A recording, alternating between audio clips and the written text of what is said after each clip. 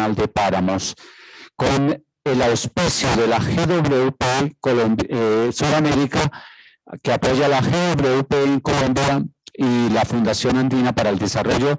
Damos la bienvenida a este Congreso Internacional de Páramos. Para nosotros, como colombianos y como latinoamericanos, también es un honor contar en nuestro suelo a los páramos en un alto índice. Según las estadísticas internacionales, contamos en nuestro territorio en Colombia con un poquito más del 50% de los páramos del mundo. ¿Eso qué quiere decir? Que somos ricos en recursos hídricos.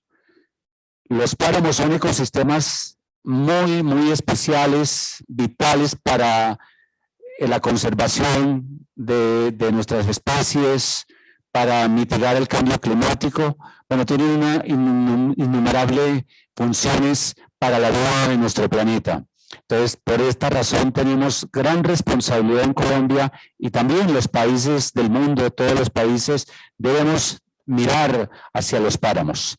Entonces, en este sentido, nuestra asociación en Colombia y sus organizaciones que hacen parte a nivel nacional, pues ha querido organizar este primer Congreso Internacional de Páramos con especialistas de la mejor talla internacional, de las más altas calificaciones, para que nos den las luces necesarias, para que empecemos todos unidos realizando actividades y buscando apoyos para lograr cuidar mejor nuestros páramos, para que nuestros ojos, nuestras actitudes y nuestros pasos vayan encaminados hacia el cuidado de los páramos.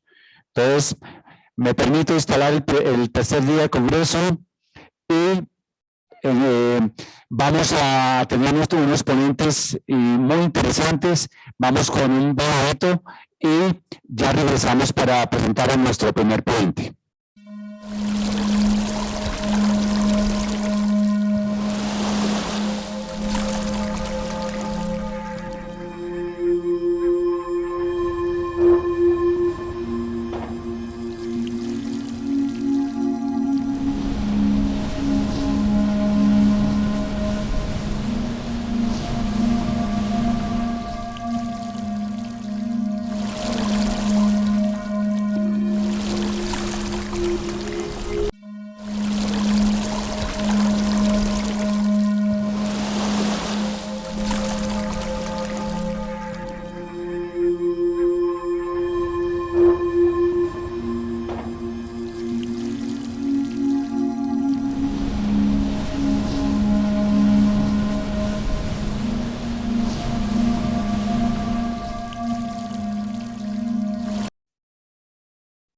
Bueno, muy bien, damos inicio a nuestro congreso y tenemos el honor de presentar a nuestro primer ponente, el ingeniero Guillermo Ibarra, con una ponencia muy interesante: inclusión de aspectos ambientales en la tarifa de los servicios de acueducto y alcantarillado. La presenta el ingeniero químico Guillermo Ibarra, con maestría en gestión ambiental y especialización en desarrollo local y regional, con más de 15 años de experiencia como asesor de acueducto y alcantarillado en la coordinación de estudios de sostenibilidad ambiental en los marcos tarifarios de acueducto y alcantarillado.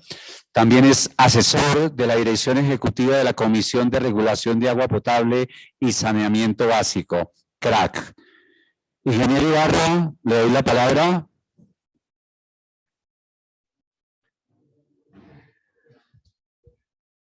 Hola, buenos días a todos. ¿Me pueden ver? Sí, señor. Sí, ingeniero. ¿Pueden ver mi presentación? Sí, señor, la vemos perfectamente. Bueno, muy buenos días. Agradecerle a GWP Colombia por la invitación a ser parte de este Congreso de Páramos. Hoy vengo representando a la Comisión de Regulación de Agua Potable y Saneamiento Básico, y el objetivo de nuestra participación es socializar con ustedes la inclusión de aspectos ambientales en la tarifa de los servicios públicos domiciliarios de acueducto y alcantarillado. En este sentido, sea lo primero a indicar o hacer énfasis en relación a que el agua es un activo estratégico para el país. Es un país que tiene, en términos generales, una oferta ambiental del recurso hídrico bastante importante, pero su distribución geográfica en el territorio, digamos que es desigual, y en ese sentido, pues en primera instancia hay que reconocer que el sector de agua potable y saneamiento básico ha logrado consolidar unos avances importantes en términos de cobertura, continuidad y calidad, principalmente en la zona urbana, con algunas brechas en algunas zonas del país que se están gestionando a través de esquemas diferenciales de prestación y adicionalmente unas restricciones de carácter ambiental relacionadas con el estado ambiental o la salud de las cuencas abastecedoras y sobre las cuales también, como vamos a ver en diapositivas posteriores, pues la Comisión como regulador nacional de los servicios públicos de acueducto, alcantarillado y aseo está haciendo los respectivos análisis con el objetivo de generar esas señales, esos criterios dirigidos a los prestadores y a los usuarios en el sentido de poder habilitar los procesos de urbanización, en el sentido que los servicios públicos se vuelven esa variable importante para habilitar suelo urbano y los procesos socioeconómicos y ambientales que se desarrollan en el territorio.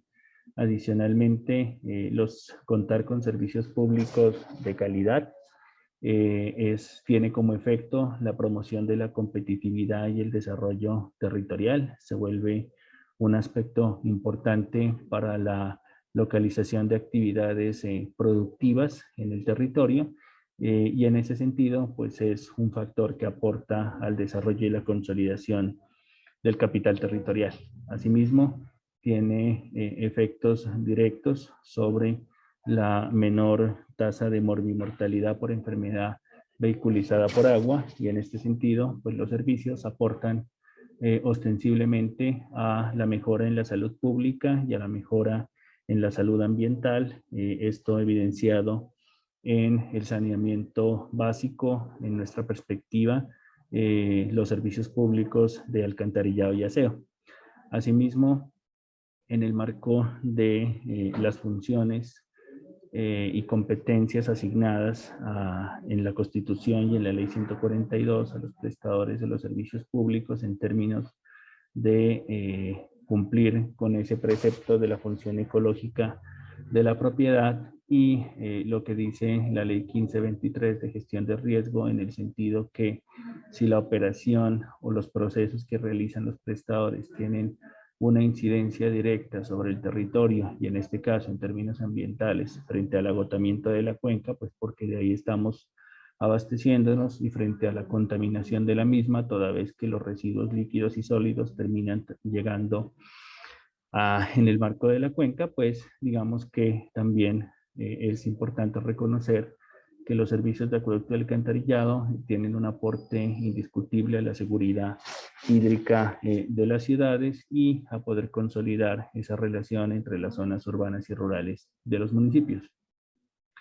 Asimismo, contar con la posibilidad de los servicios públicos permite lograr cubrir las metas de cobertura, continuidad y calidad en los territorios y con la aplicación de los esquemas diferenciales en zona urbana y rural también contribuimos a la inclusión económica y social de la población que está localizada en algunas zonas que por sus características y particularidades en el contexto pues no han logrado alcanzar los estándares de servicio en términos de cobertura, continuidad y calidad. Y en ese sentido, pues la Comisión en el año 2018 para la zona rural y en el año 2020 ya tiene expedida la regulación aplicable a las zonas rurales, a los barrios informales, a las zonas de difícil acceso y a los mercados que tienen unas condiciones socioeconómicas y fiscales que limitan el desarrollo de infraestructura y por lo tanto pues es una población que se nos está quedando atrás. Asimismo, en términos de generar las señales para incentivar el uso racional y eficiente del agua, los marcos tarifarios han incluido señales específicas a la demanda, entendida como los suscriptores, principalmente residenciales, con el fin, en primera instancia, de generar una señal de precio y con ello promover que las personas, todos los usuarios, todos nosotros hagamos un uso racional del recurso, toda vez que si hacemos un uso no racional del recurso, pues vamos a tener que pagar un valor económico mucho más alto por la mayor cantidad de agua que usamos. Y también pues se promueve el uso eficiente del agua. Y finalmente, pues en el marco de, como ustedes lo conocen, en los últimos 17 meses, el sector de los servicios públicos ha sido una variable importante, creería yo que ha sido la primera línea de defensa respecto a la pandemia causada por el virus COVID-2019, en el sentido de habilitar no solo las prácticas sanitarias al interior de los inmuebles, como es el lavado de manos, sino también permitir el manejo ambientalmente adecuado pues, de las aguas residuales y de los residuos sólidos que en términos de las medidas de contención del virus, como fueron el confinamiento social, pues fueron vitales para garantizar que el virus no tuviera una mayor incidencia en el territorio nacional. No obstante lo anterior y no obstante los avances sectoriales en términos de cobertura, continuidad y calidad, pues tenemos una serie de riesgos que se han venido incrementando o acumulando por efectos de las variabilidad climática, entendida como los fenómenos del niño y de la niña, y adicionalmente, pues con los efectos adversos que el cambio climático global está teniendo en el territorio. En este sentido, en el Estudio Nacional del Agua del año 2018, el IDEAM indica que a 2018 el 56% de la población en el país se encontraba localizada en zonas que se clasifican con un índice de uso del agua alto y crítico. Eso implica que si vemos el mapa de la zona derecha de la diapositiva y esos colores rojos o naranjas, pues son zonas donde la oferta ambiental se ha reducido respecto a la demanda social del recurso por todos los sectores. Eso implica que si conocemos Colombia, pues la zona andina en general y la zona caribe es la que está presentando mayor incidencia o mayor riesgo por desabastecimiento, en el sentido que la presión que estamos haciendo sobre esos ecosistemas estratégicos, como es el caso de los páramos, pues necesariamente nos lleva a tomar decisiones y a habilitar algunas inclusiones en la tarifa de los servicios públicos asociadas a varios aspectos, entre los que puedo destacar la conservación y protección de esas cuencas abastecedoras, llámese como se llame, llámese páramo, llámese fuente superficial, llámese fuente subterránea, y en definitiva eso se traduce pues en una correlación directa con la conservación de esos ecosistemas estratégicos asociados con el recurso hídrico. Asimismo, en el marco de los sistemas de acueducto y alcantarillado, pues incluir las señales respectivas en términos de reforzarlas, en el sentido del uso racional y eficiente del recurso, las señales de precio que nos permitan en el marco de la racionalidad económica de los suscriptores, hacer un uso mucho más racional y eficiente del recurso, tener también señales específicas respecto a desincentivar el consumo excesivo cuando las condiciones ambientales del país por efectos de la variabilidad climática nos reducen la precipitación, y en ese escenario, para evitar un desabastecimiento, racionamiento masivo de los servicios, pues se dan estas señales económicas de un mayor precio que fomenten un uso más racional cuando la oferta ambiental de recursos se ve disminuida. Y también pues las señales específicas para los prestadores en el sentido de tener también un uso racional y eficiente en los sistemas, lo que implica un compromiso concreto, directo y medible respecto a la reducción de las pérdidas técnicas y comerciales de los sistemas de acueducto y alcantarillado, así como señales de macro y micromedición, entendiendo que yo puedo gestionar algo cuando lo puedo medir. Y finalmente, respecto a los vertimientos, que es la otra forma como nos interconectamos con la cuenca, pues están generar mayores incentivos para que en el marco de las tarifas se puedan incluir inversiones para realizar un tratamiento adecuado de los residuos líquidos, y adicionalmente en el marco de la política de economía circular, como ustedes saben, fue expedida en el año 2020 mediante el COMPES 4004, pues generar los incentivos necesarios para promover el reuso de los subproductos del proceso, llámense biogás, biosólidos o el reuso de aguas residuales tratadas. En este sentido, el segundo punto es que los escenarios del cambio climático en esa tercera comunicación nacional indican en términos generales que disminuirán las lluvias en las próximas décadas, agravando el problema en la zona caribe y andina. Esto implica que pues ya tenemos una alerta, ya tenemos un semáforo en color naranja indicándonos qué podría suceder en cada uno de los escenarios que ha desarrollado el IDEAM para entender cómo adaptarnos de la mejor forma posible al cambio climático. Y en este sentido, pues ya tenemos en el marco temporal entre 2011, 2040, 2040, 2070, 2070, 2100, lo que podría ocurrir con los territorios y en ese sentido, pues la acción proactiva que podemos hacer, pues es en términos generales la conservación y un uso racional y eficiente del recurso. La estrategia de economía circular nos da cuenta que en el país se presenta una baja productividad en el uso del agua debido al uso inadecuado y poco eficiente, lo que implica que como reguladores, pues las señales que vayamos a incluir en los próximos marcos tarifarios van a ir dirigidas en este sentido. Asimismo, la degradación de las cuencas abastecedoras ha hecho que la calidad del agua se venga deteriorando, incluso por efecto de las descargas residuales no tratadas o de la mayor sedimentación que se da cuando el ecosistema estratégico es degradado y ese suelo ya no se retiene en el marco del ecosistema, sino que discurre en esas épocas de lluvia pues a los caudales y de los caudales a los sistemas de acueducto, y esto lo vemos reflejado en un aumento pues del costo de tratamiento de esas aguas residuales. Y pues vemos en general una disminución de la oferta y la demanda del recurso hídrico, lo que puede impactar negativamente la continuidad, obligándonos a condiciones de desabastecimiento, racionamiento, o a tener que incurrir en mayores costos para buscar agua en otras cuencas abastecedoras, lo que implica que al final pues las tarifas de los servicios públicos van a tender a incrementarse por efectos de remunerar esos nuevos costos y adicionalmente pues un impacto directo a la calidad en términos de los costos de tratamiento y un riesgo para cumplir las metas de cobertura universal en el país. En este escenario pues hemos tomado como referencia la definición de seguridad hídrica de la GWP adaptada, digamos, a nuestro contexto regulatorio y vemos que pues el agua, como les comentaba, es un activo estratégico que permite o habilita los medios de subsistencia de todos los sectores de la población.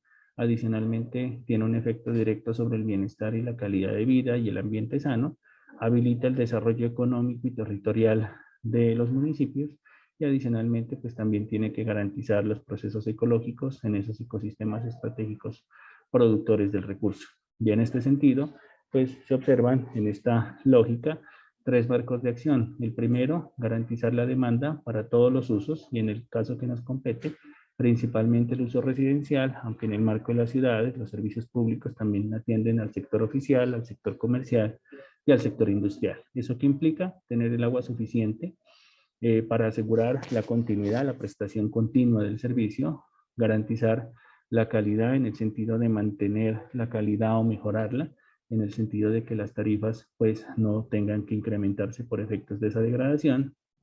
El segundo punto tiene que ver con asegurar la adaptación y resiliencia ante los riesgos asociados con el agua y en este sentido un efecto directo, reducir la contaminación con el fin de poder contribuir a la salud de la cuenca y adicionalmente pues tener una regulación que planee y gestione los riesgos asociados pues a la prestación de los servicios públicos en el marco de la gestión integral del recurso hídrico, de la gestión del riesgo, del cambio climático y la infraestructura resiliente. Y finalmente, pues una acción directa en relación a preservar los ecosistemas estratégicos relacionados con el agua y pues esto lo vemos a ver en diapositivas posteriores como las tarifas de los servicios públicos de acueducto y alcantarillado ya han incorporado muchos de estos temas en las tarifas y estamos próximos pues a realizar el análisis para efectos de mirar cuáles de las señales se profundizan, cuáles de las señales se complementan, cuáles señales nuevas se requiere hacer un desarrollo adicional y cuáles ya cumplieron su objetivo y deben migrarse a otro tipo de señales. ¿Cuál es la solución en este término?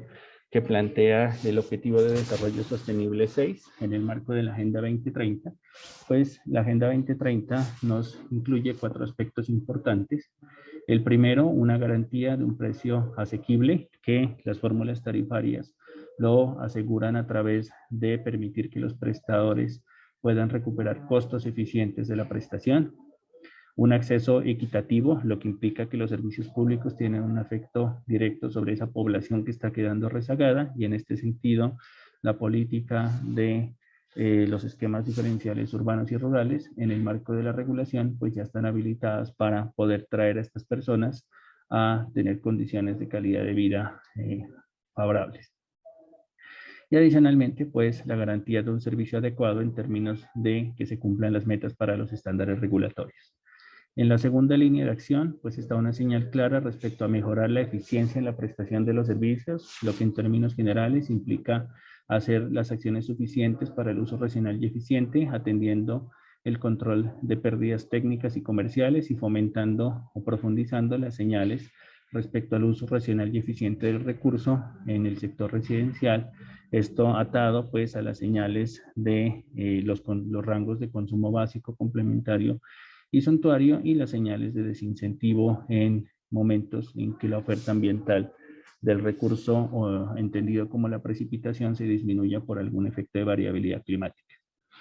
La tercera línea de acción es una señal fuerte y directa respecto a la reducción de la contaminación, y en este sentido se está analizando la generación de mayores incentivos para fomentar el tratamiento de aguas residuales, y no solo el tratamiento de las aguas residuales, sino también incentivos para la adopción de estrategias de economía circular que nos permitan reutilizar esos subproductos del proceso de tratamiento, entendidos, como les había dicho anteriormente, como el reuso del biogás, como lo está haciendo Empresas Públicas de Medellín en la planta de Aguas Claras, o el uso de biosólidos, o el uso de las aguas residuales tratadas, que en este momento está siendo objeto de modificación la norma para tratar de eliminar algunas barreras legales que no han permitido desarrollar este tipo de acciones. Y finalmente, pues, una relación directa respecto a integrar la gestión del recurso hídrico en todos los sectores, y en este caso, pues, en los servicios de acueducto y alcantarillado, y eso se ve referenciado en señales claras, o la necesidad de profundizar señales o generar mayores señales respecto a la protección de las cuencas abastecedoras de esos sistemas. También lo relacionado a contribuir con la seguridad hídrica del territorio. Con este marco, pues, en el momento en el que estamos, para que ustedes lo tengan en consideración, ya estamos en la cuarta etapa tarifaria. En la primera, estamos hablando del año 1994, las fórmulas tarifarias estaban dirigidas a garantizar la suficiencia financiera, es decir, permitir que el prestador pueda recuperar todos los costos y gastos de la prestación. Y ahí se desarrollaron la mayor cantidad de infraestructuras o sistemas de acueducto y alcantarillado. En el año 2006, una vez habíamos garantizado la suficiencia financiera, el objetivo era promover la eficiencia operacional y administrativa, y se incluyeron unas señales de eficiencia comparativa para efectos, pues, de regular esos costos en concreto. En una tercera etapa tarifaria, a partir del año 2016, ya se incluyó el componente de calidad en la prestación de los servicios, es decir, que la gestión del prestador no solo es recuperar y ser eficiente en costos, sino también un compromiso respecto a metas para estándares de cobertura, continuidad, calidad y pérdidas. Y finalmente, en el año 2021, que es el año actual, estamos en periodo de diseño, y los enfoques de esta regulación van a ser mantener y consolidar los avances que hemos logrado en las 3 etapas anteriores, lograr incluir el Objetivo de Desarrollo Sostenible 6, que lo acabamos de ver en la diapositiva anterior, incluir o profundizar las señales respecto a la gestión integral del recurso hídrico en el marco de los servicios de acueducto y alcantarillado, diseñar incentivos para la regionalización, en el sentido que el aprovechamiento de economías de escala, alcance y densidad nos va a permitir mejorar el nivel de servicio en esos mercados que presentan rezagos en términos de cobertura, continuidad y calidad, diseñar y profundizar incentivos para el uso racional y eficiente del agua, e incluir la gestión de riesgo, infraestructura resiliente y las lecciones que hemos aprendido del COVID en términos de una gestión orientada al riesgo. En este sentido, en esta diapositiva, pues vemos un sistema de acueducto y alcantarillado en el marco de una cuenca hidrográfica y podemos ver pues los distintos temas que se van incluyendo en la tarifa. Los que ustedes ven con el circulito de la flecha en color naranja, pues son señales que ya están en los marcos. Por ejemplo, ya hay señales específicas respecto al cubrimiento de costos para los prestadores grandes entendidos como los que atienden más de 5,000 suscriptores en zona urbana, respecto de la posibilidad de incluir inversiones asociadas a sistemas urbanos de drenaje sostenible, siempre y cuando cumplan el criterio de que la relación costo-beneficio para el prestador de alcantarillado respecto a la gestión que puede hacer de esos eventos que pueden inundar o sobrepasar la capacidad de los sistemas de alcantarillado puedan ser incluidos en la tarifa del servicio público de alcantarillado. Asimismo, hay señales específicas frente al uso eficiente y ahorro del agua en el sentido que los grandes prestadores tienen que comprometerse a cumplir metas anuales para la reducción de pérdidas comerciales e incluir inversiones para la reducción de pérdidas técnicas. Como la Ley 99 establece en cabeza de los usuarios del recurso hídrico, como son los prestadores de acueducto y alcantarillado, el pago de unos instrumentos económicos de la política ambiental, que en términos generales son las tasas ambientales por el uso del agua asociadas a esa agua que capto de la cuenca y la tasa retributiva por vertimientos asociado a esas aguas residuales que estoy descargando sobre la cuenca. Esas señales ya están en los marcos, tanto de grandes como de pequeños prestadores, asociados a que la tarifa pueda garantizar el pago de las facturas por este concepto que hacen las autoridades ambientales. También están habilitados los prestadores grandes y pequeños a incluir inversiones para reducir la vulnerabilidad de los sistemas siempre y cuando pues, se cuente con este tipo de instrumentos. Esto en respuesta pues, a las disposiciones de la Ley 1523 y a la necesidad del prestador de contar con un plan de reducción de riesgo y un plan de contingencia y emergencia. En este sentido, pues si se requiere incluir activos en este sentido, pues el prestador está habilitado. También hay señales que no son tan profundas y específicas, pero sí hay señales respecto a esas aguas de escorrentía o esa agua urbana, como la prefieran llamar, asociadas pues al alcantarillado pluvial, que en el marco de la nueva política de edificación sostenible y en el marco del RAS, pues los nuevos desarrollos urbanos van a tener mucho más claramente definido estas obligaciones respecto al manejo pluvial desde la perspectiva del servicio de alcantarillado. También hay señales en los marcos respecto a la necesidad de los prestadores de cumplir con los programas de macro y micromedición en el sentido de poder hacer gestión sobre esos sistemas de cara a poder cuantificar, a poder identificar tanto las fugas como las pérdidas y en este sentido poder hacer gestión y programas para efectos de lograr un uso eficiente en términos reales pues de la facturación de casi por decir así, toda el agua que eficientemente es posible facturar. También tenemos otras señales en relación a la reducción de pérdidas técnicas y comerciales desde la lógica de las inversiones y algunos estándares que cumplen los grandes prestadores. Tenemos señales respecto a la demanda.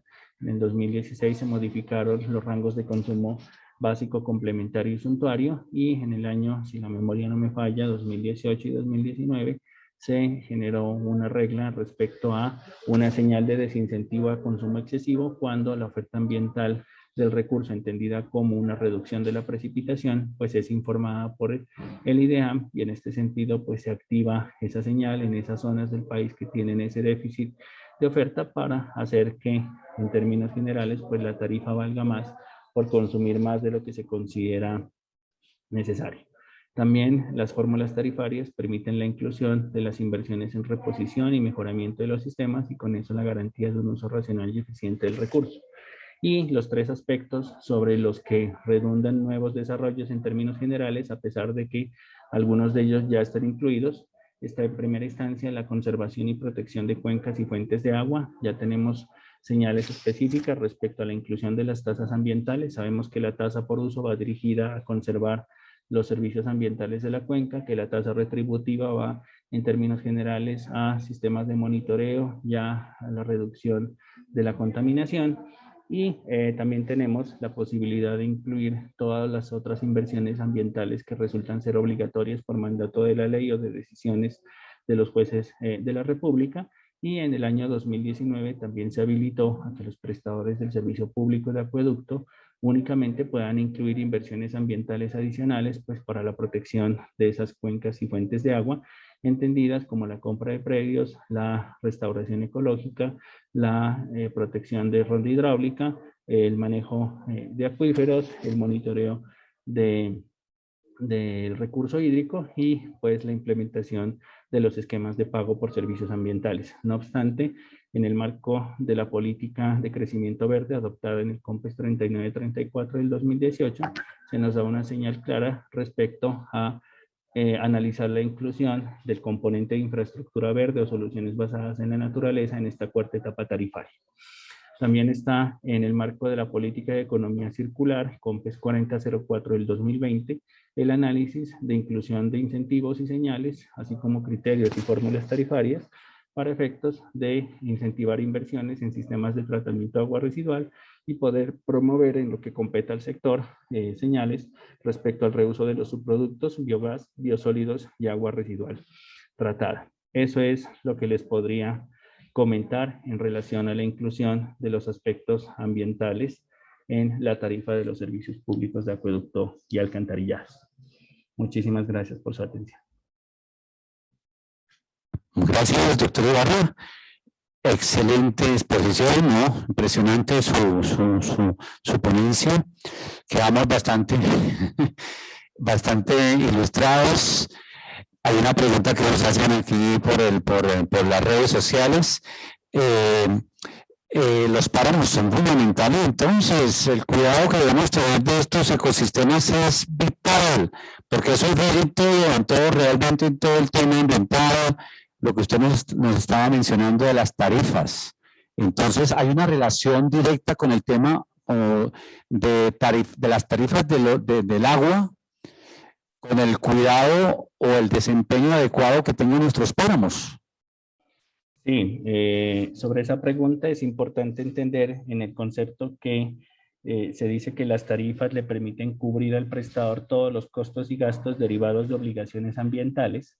Tenemos que tener en cuenta que la ley de páramos establece que los prestadores de los servicios públicos deben concurrir a la cofinanciación de los planes de manejo de páramos. Y en ese sentido, pues hay una relación directa entre la tarifa y la protección de esos ecosistemas estratégicos, como es el caso de la concurrencia del acueducto de Bogotá con el plan de manejo de Chingaza, y ahí se articula con parques nacionales naturales.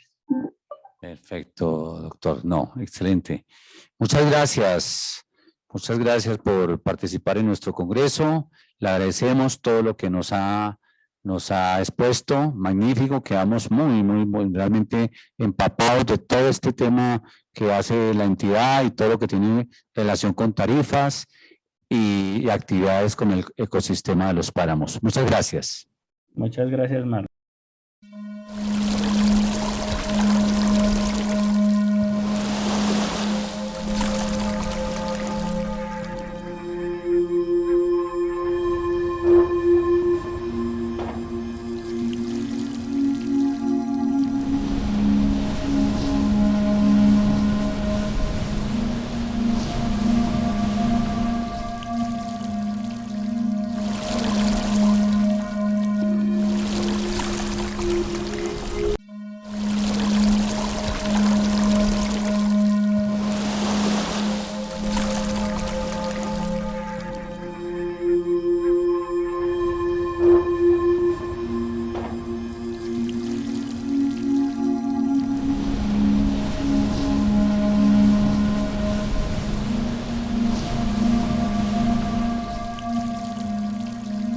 Siempre estaremos visitando con autoridades locales y nacionales uno de los principales páramos que tenemos en Colombia.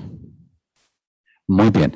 Entonces, bueno, vamos con nuestra siguiente ponente. Le damos la bienvenida a la doctora Magnolia Longo. La doctora Magnolia Longo va a presentar la siguiente ponencia. Mi cuenca hidrográfica, mi hogar, desafíos de la educación ambiental citadina y rural desde preescolar hasta comunidades.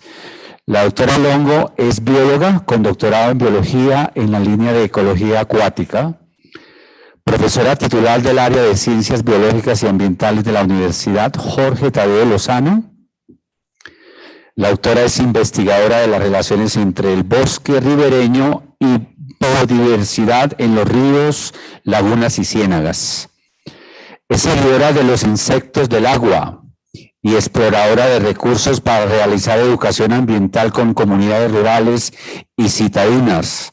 Respeta y admira todas las formas de vida y las expresiones de paz y amor de la naturaleza y del hombre. Bueno, ella nos trae una extraordinaria ponencia.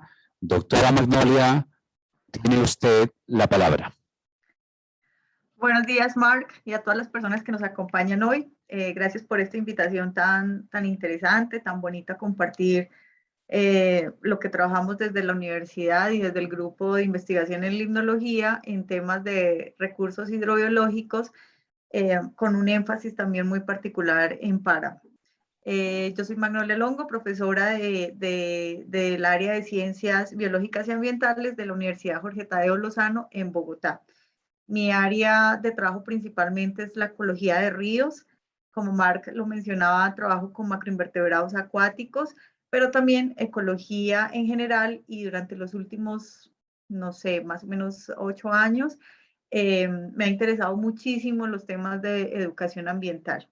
Entonces voy a compartir como algunas actividades que hemos hecho desde la universidad, pero también como las interpretaciones que a partir de esos trabajos yo tengo de las necesidades que tenemos en educación en Colombia en particular.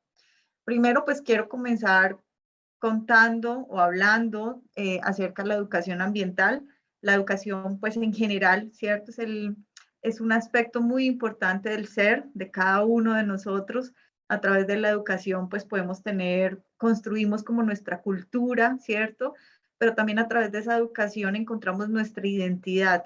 Entonces, esa identidad la vamos construyendo desde la niñez hasta, yo creo que todo el resto de la vida, ¿no? Entonces, si nosotros hacemos memoria de cómo éramos cuando éramos bebés, cuando éramos niños, cuando éramos adolescentes, en nuestra etapa adulta, pues siempre hemos tenido un componente de educación que inicialmente parte de lo que nos enseñan en nuestro hogar, nuestros padres, nuestros abuelos, nuestros primos, luego viene la escuela, ¿cierto? Luego, pues, quienes continúan estudiando tienen una relación que también se estrecha en la universidad con los compañeros, con los profesores, y luego pues seguimos aprendiendo también del entorno, de la gente con la que continuamos hablando, ¿verdad? Y de esa forma, a través también de ese contacto que tenemos entre los humanos y con el medio, ya sea ambiental o con el medio citadino, por ejemplo, pues se construye lo que son las culturas, ¿no? Y por eso hablamos también de diferentes tipos de culturas, porque eso depende como de precisamente de con quién nos relacionamos y cómo lo hacemos y las costumbres que se empiezan a generar, por ejemplo. Entonces, por eso el tema de educación, pues se ha hablado muchísimo a lo largo de los años, empezando más o menos desde el siglo XVI, y en esta época pues se hablaba mucho de esa educación que se impartía desde la casa y que todavía la consideramos muy importante cuando tenemos hijos, ¿verdad? O cuando tenemos sobrinos, por ejemplo. Entonces la educación es muy bonita, es un concepto muy bonito porque se dice incluso que los hijos no son solamente de sus padres, no son solamente seres que deben estar al cuidado de los padres, sino que son también personas que van a ser parte de una sociedad y que por eso, pues todos como sociedad estamos involucrados en la educación de esos nuevos seres. Entonces, la educación ambiental, en ese sentido, no es solamente vista como un programa alejado, solamente para la persona que está en un recinto tomando unas clases, haciendo parte de una institución de educación, compartiendo experiencias allí. Es decir, no es solamente un programa que debe hacer parte de un colegio o de una universidad, sino que la educación ambiental pues debe como trascender y llegar hasta las diferentes personas que incluso no van a tomar educación dentro de una institución educativa. pero que reitero, sí están en un proceso de educación continuo a través de la vida, porque finalmente la vida es como aprender a vivir, ¿no? Y esta pandemia nos está enseñando también que es mucho como sobrevivir en un planeta que también tiene muchas situaciones adversas para todas las especies, no solamente para el hombre, sino para todas las especies. Entonces, dentro de esta educación, se dice que también es cómo me conecto con el otro, con esta casa de vida compartida, que es lo que está en esta última frase que me gusta mucho, con esta casa de vida compartida. Entonces hablamos como cuál es nuestro hogar, ¿cierto? ¿Cuál es nuestra casa compartida? Entonces, dependiendo también de las experiencias que nosotros vamos adquiriendo a lo largo de nuestra vida, pues empieza la gente, tiene un concepto de hogar muy de su casa, ¿cierto? Muy de la casa que ha construido con sus padres, por ejemplo, o de la casa que luego tiene cuando es adulto, ¿no? Pero también cuando la gente empieza a moverse mucho dentro de un territorio, dentro de un país, esa casa se expande. Entonces, para un indígena que posiblemente viene del Amazonas, su casa es la selva amazónica, o para un citadino que vive en Bogotá, en Medellín, en Manizales, en Pereira, su casa es la ciudad. Pero también para la gente que se mueve mucho más y que viaja entre diferentes países y que empieza a abrir más como los paisajes que conoce, el planeta se vuelve su hogar. Y si somos como más abiertos todavía, pues podemos decir que el cosmos es nuestro hogar, ¿no? Entonces allí vamos viendo que hay como una relación muy estrecha entre lo que consideramos nuestro hogar y cómo cuidamos nuestro hogar, ¿no? Entonces, ¿cómo cuida usted su casa? ¿Cómo cuida su cuarto? Si lo considera tan especial, ¿cómo lo cuida? Pues seguramente dentro de su casa, así usted sea muy desordenado, va a tener objetos que son importantes para usted o momentos cuando usted está en su casa que son importantes. Entonces, usted quiere estar bien en ese momento, ¿verdad? Entonces, esa es la misma, vamos a ir como transitando en que esa es como la misma consideración a la que quiero llegar cuando hablemos de la cuenca hidrográfica. Entonces, y aquí viene eso, que por qué yo digo o por qué nosotros queremos influir, perdón, en que la cuenca hidrográfica es nuestro hogar. Pues porque la cuenca hidrográfica se define como un río central, yo aquí lo voy a señalar en esta diapositiva, como un río, ¿cierto? En el que ese río yo voy a establecer cuáles son todas las aguas tributarias que llegan a él. Es decir, qué otros sistemas acuáticos vierten sus aguas en ese río principal. Entonces, este es un cañón, pero que me gusta mucho esta fotografía porque precisamente nos muestra cómo por aquí va un río o varios ríos y cómo cada una de estas pequeñas entradas que vemos se vuelve una quebrada que finalmente va a ser tributaria de este gran río que puede estar pasando por acá abajo, ¿no? Entonces, esta es la cuenca hidrográfica, todo el terreno, finalmente yo lo puedo encerrar aquí en un dibujo, todo el terreno que está involucrado en el agua que se va a ir a ese canal principal. Entonces, si pensamos en la cuenca del río Magdalena, por ejemplo, es un gran río que nace en las montañas al sur de Colombia y que luego transcurre, cruza como media parte de Colombia sobre los Andes para desembocar finalmente al norte, ¿no?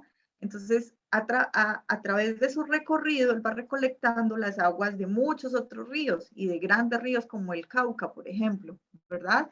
Pero también no solamente la cuenca es el río, no solamente son los ríos, las quebradas o los lagos que hacen parte del sistema, sino que también son todo el territorio que queda encerrado en esa cuenca hidrográfica y que esos límites los colocan sobre todo la topografía o las montañas, por así decir, o el relieve. Pero entonces resulta que dentro de esta cuenca hidrográfica también hay otros componentes. Entonces, bueno, aquí a la izquierda pues estoy mostrando una como sin vegetación, ¿no?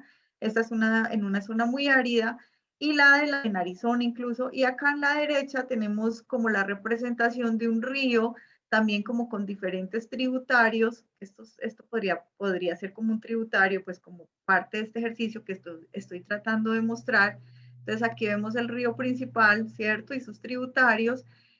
Y vemos que hay unas zonas aledañas que son bosques en este caso.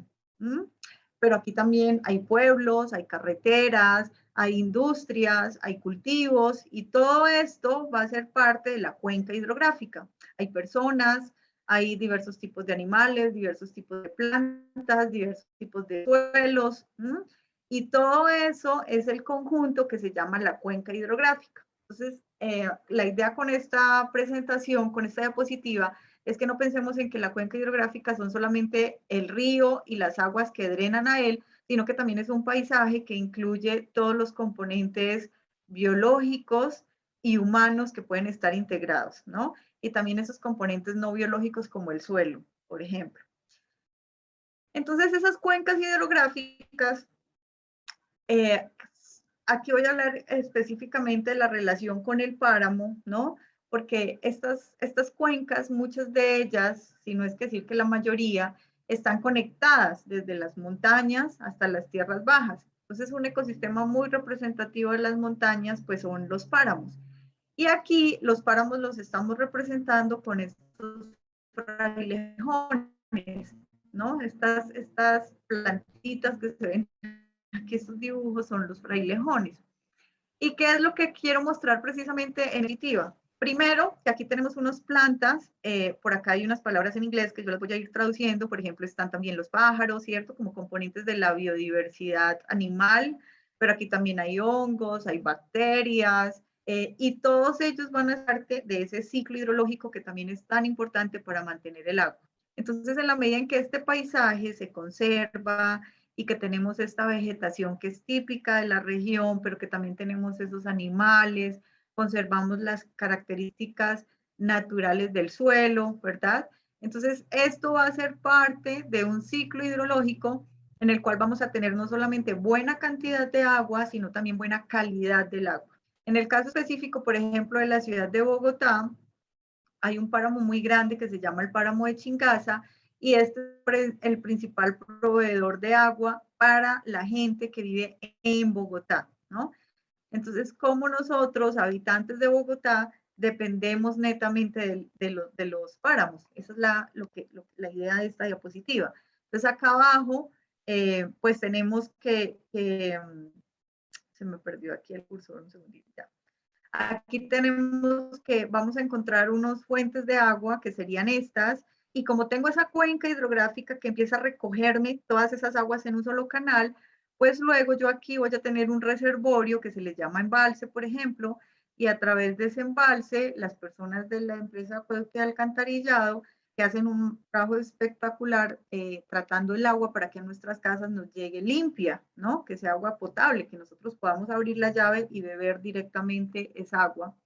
Entonces, este sistema páramo nos va a proveer una cantidad de agua suficiente, de tal manera que podemos tener un montón de cultivos para que a nuestra casa, a nuestra nevera, lleguen papas, lleguen tubérculos, cebollas, ¿verdad? Y no solamente esos vegetales que se consumen en las tierras altas, sino también todo lo que se produce en las tierras más abajo, las frutas, el mango, la piña, la sandía, que son de tierras bajas, ¿no? Entonces, como ellas también necesitan mucha agua, y pues esa agua viene, en este caso, de los páramos. Pero luego acá también necesitamos carne, ¿verdad? Porque nos gusta comer carne, tenemos productos lácteos, y toda esta ganadería también depende del agua. Y luego, pues tenemos entonces aquí nuevamente representada, Down es la represa, que es a través de la cual se va a distribuir el agua, pues, para nosotros los citadinos, ¿no? Esto ocurre en muchos lugares, si no es que en todos en Colombia. Nuestras fuentes, nuestra principal fuente de agua potable es el agua que proviene de los páramos. ¿Y por qué? ¿Por qué el agua potable? Porque el agua potable necesitamos que sea muy limpia. Nosotros como especie somos muy sensibles a nivel digestivo, primero de ciertas cantidades de químicos que hay en el agua, y si esa cantidad supera unos límites, nuestro sistema no lo resiste. También en el agua hay muchas bacterias, virus y otros organismos, insectos, por ejemplo, moluscos, caracoles, ¿no? Hay una serie de animales que a mucha gente no le gustan. Y también que si esos organismos ingresan, si esos si esos grupos biológicos ingresan a nuestro organismo, nos van a generar, por ejemplo, enfermedades, parásitos, por ejemplo. Entonces, esta agua de los páramos, debido a esa gran vegetación que hay allá, que es muy propia del páramo, también a esos organismos que están en relación con esas plantas y a ese suelo que también está en buenas condiciones, pues nos llega agua muy limpia, ¿no? Y por eso le llamamos agua potable, que se puede tomar. Pero ¿cuál es el problema? Que estamos en un proceso en el que todos los recursos, o no todos los recursos, sino toda la naturaleza está siendo afectada por condiciones climatológicas sobre todo, ¿no? Entonces, ustedes seguramente lo han visto en las noticias, tenemos muchos incendios, aumentos de temperaturas en algunas zonas, muchas lluvias. Este año creo que todos en Colombia hemos sentido el aumento de las lluvias o hemos visto las noticias de los fuertes aguaceros que hay y cómo en las ciudades nos afectamos. Pero esto también nos afecta el bolsillo, ¿no? Porque con esas lluvias, pues se dañan los cultivos, se pone más cara la papa, se pone más cara la yuca, las frutas, en fin. Y si ampliamos nuestro panorama y vemos las noticias internacionales, pues sabemos que en China, por ejemplo, también las lluvias están desbordadas, que esas lluvias han hecho que muchos ríos se desborden y que estos embalses que tienen unas paredes muy grandes, porque los embalses lo que hacen es encerrar una cantidad de agua muy grande de un río, por ejemplo, con unas paredes muy grandes de concreto, supongo, no sé qué material tan fuerte que sea. Lo que hacen estas inundaciones es que se desbordan, se rompen esas paredes o el agua simplemente se desborda a través de ellas. Y ahí viene otro lío, por ejemplo, ¿no? Y es que nosotros somos altamente dependientes de la energía que se genera, la energía eléctrica que se genera a través del agua. Entonces, nuestra energía en las ciudades, sobre todo en Colombia, depende de las hidroeléctricas. Y las hidroeléctricas son unas embalses como este que estoy aquí también mostrando, en donde hay una serie de máquinas a través de las cuales la energía que trae el agua se va a transformar en forma de energía eléctrica, que es la que llega a nuestras casas. Entonces, miren que hasta aquí les he contado un montón de situaciones que muchas veces desconocemos, ¿no? Entonces, cuando yo hablo con los niños o hablo con la gente, le digo, bueno, ¿usted en qué cuenca hidrográfica vive? Y pues no lo sabemos. La gente no sabe en qué cuenca hidrográfica está. Entonces, no sabemos exactamente de dónde vienen los productos alimenticios que consumimos, de dónde viene la energía que está llegando a nuestras casas, de dónde viene el agua, ¿no? Entonces, esos elementos que son tan importantes en nuestra casa chiquita, nuestro apartamento, nuestra casa chiquita, pero que finalmente hacen parte de nuestra casa grande, pues no los conocemos. Entonces, si no conocemos de dónde provienen, pues tampoco nos interesa mucho cuidarlos, ¿no? Porque pues si yo voy al supermercado y puedo llenar mi nevera, puedo tener lo que necesito para almorzar, a mí no me interesa. Yo antes podía ver que había 100 papas y ahora solo hay 20, pero yo compro 2, entonces estoy teniendo lo suficiente para mí. Y el resto de mis vecinos, pues simplemente como que ni siquiera caigo en cuenta de que es que vea, esta vez había menos papa que hace un mes que yo vine, ¿no? Y reitero, como no sé de dónde viene, entonces lo importante es que yo encontré mis 2 papas que necesitaba. Pero no me interesa qué está pasando allá, donde esas papas se producen. ¿Ven? Entonces, esa es la educación ambiental, poderle contar a toda la gente o poder también interactuar, ¿no? Porque también nosotros aprendemos mucho de la gente local, o sea, no es lo mismo cuando yo voy a las montañas y me encuentro con las personas que viven allá, con los niños que viven allá, que ellos saben exactamente de dónde se toma el agua, ellos son los que cultivan las papas, ¿no? Entonces, ellos sí cuidan más su producto, porque claro, saben que de eso comen, pero también eso es lo que se vende y de eso dependen los ingresos familiares, por ejemplo. O es diferente si yo voy a un grupo indígena, ¿no? Que ellos viven netamente también de la tierra, pues en esos casos es más lo que aprendo, lo que yo puedo enseñar. Entonces, esa es la educación ambiental, es ese intercambio de conocimientos que hay entre los diferentes educadores, por así decir, ¿no? No solamente los educadores que somos profesores, sino también los papás educadores, los tíos educadores, la abuela que educa, ¿no? Todas estas personas que hacemos parte de esta casa tan bonita que es la cuenca hidrográfica o el planeta Tierra y que podemos interactuar y aprender unos de los otros. Y aquí viene también algo muy interesante y es cómo claro, nosotros hacemos un énfasis en la cuenca, pero las conexiones entre las cuencas trascienden, ¿no? Y se vuelven unas conexiones planetarias. Entonces, así yo me enfoque en el estudio de los páramos, así yo me enfoque en el estudio de una cuenca en particular o me quede encerrado en mi casita, también es importante comprender que es que nosotros hacemos parte de un cosmos y que en ese cosmos la energía se transforma y la energía se mueve, ¿no? Y aquí entonces les cuento, por ejemplo, que nosotros hablamos de la importancia del páramo, pero resulta que ese páramo también hace parte de un ciclo a nivel planetario, de un ciclo del agua a nivel planetario, de un ciclo energético a nivel planetario. Entonces la NASA hace unos años, hace menos de 10 años, nos contó la historia que desconocíamos hasta ese momento, de que hay un momento en cada año, hay un periodo de tiempo durante cada año en el cual hay unos vientos muy fuertes que son capaces de arrastrar la arena del desierto del Sahara, cruzando incluso el Atlántico, llegando hasta la selva amazónica que está aquí y luego moviéndose hasta Centroamérica. ¿Y qué es lo maravilloso de esto? Pues bueno, por un lado, imagínense la fuerza de ese viento en transportar toda esa arena, porque son muchas toneladas de arena que se transportan, pero también como esta arena trae un montón de nutrientes que se han perdido en los suelos del Amazonas y que son los que necesitan las plantas para crecer, por ejemplo. Entonces, este desierto nos está fertilizando la selva del Amazonas cada año y por eso es una selva tan exuberante con esa diversidad de plantas y que a su vez esa diversidad de plantas se conecta con una diversidad de bacterias, de hongos, de animales y siguen las conexiones, ¿no? Y luego es todavía este ciclo más maravilloso porque resulta que toda esta vegetación, por ejemplo, y todas las microorganismos que hacen fotosíntesis, que viven en el agua en el Amazonas, están participando en el ciclo hidrológico.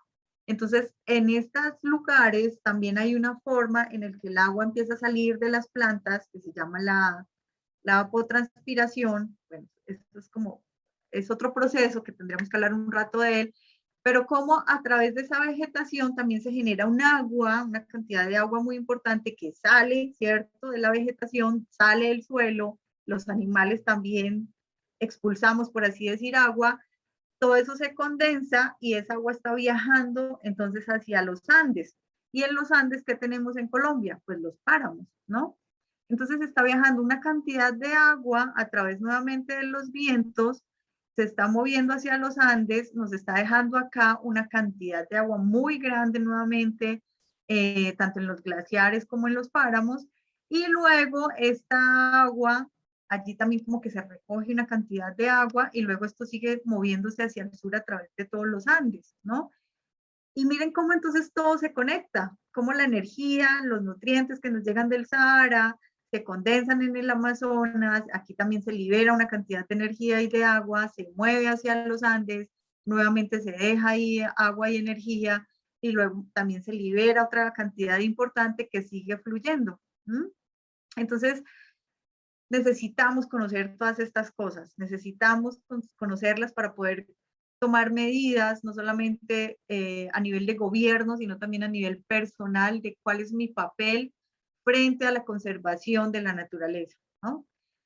Entonces, con eso, pues me encanta, por ejemplo, a mí, la primera vez que vi como este anuncio, que esta foto publicitaria, que muy bien, pues, además por la persona que la inventó, en una alcantarilla en una ciudad donde dice, no arrojes nada, el mar empieza aquí, ¿no?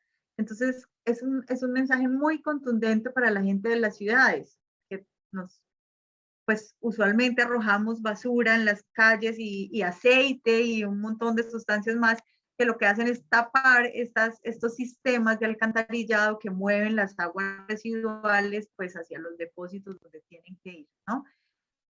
Entonces,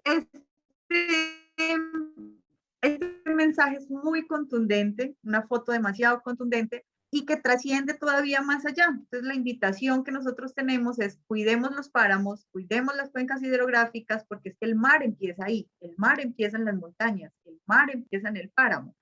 Entonces, los que conocemos el mar, pues nos encanta volver al mar y queremos volver cada tanto. Los que no lo conocen también quieren conocerlo, ¿no? Entonces, en esa conexión que hay con el mar, pues necesitamos también conservar lo que tenemos en las montañas para que podamos tener un mar bonito y podamos seguir disfrutando de él.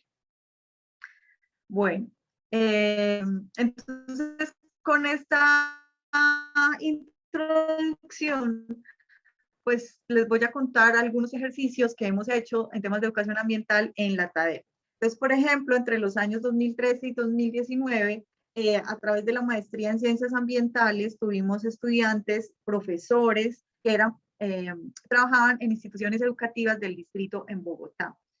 Este fue un proyecto que tuvo más o menos 20 estudiantes de maestría. En la universidad estuvieron 100 personas, 100 profesores de estas instituciones educativas, pero en la maestría en particular tuvimos más o menos 20. Cada uno de ellos hacía un proyecto de investigación relacionado con ecosistemas acuáticos, pero también incluía un componente pedagógico en la institución educativa en la que trabajaba. Entonces hicieron proyectos bellísimos. Por ejemplo, esta profesora, Adriana Sierra, trabajó con las aves del páramo de Sumapaz, y atrás de esto que estoy mostrando aquí, pues ella hizo un trabajo muy importante con niños en la institución educativa donde ella trabaja y continúa. Este es otro trabajo de grado, por ejemplo, en el que este profesor les hablaba del caudal a los estudiantes, de la precipitación, de la importancia de las lluvias, de la importancia de la sequía, que sucede en cada uno de esos periodos hidrológicos. Pero los estudiantes calculaban, tomaban datos en campo, en las quebradas pequeñas, pero también hacían cálculos de caudal, ¿no? Y lo mostraban en sus figuras, en sus tablas, trabajaban con los datos. Y además trabajaron con las quebradas que pasaban, una quebrada que pasaba cerca de la educación, a la institución educativa, y allí trabajaron con unos organismos acuáticos que se llaman los macroinvertebrados acuáticos. Esos macroinvertebrados son un grupo de insectos, camarones, cangrejos, que podemos ver que viven dentro del agua, viven en el agua, ¿no? Tanto en ríos como en lagos, por ejemplo.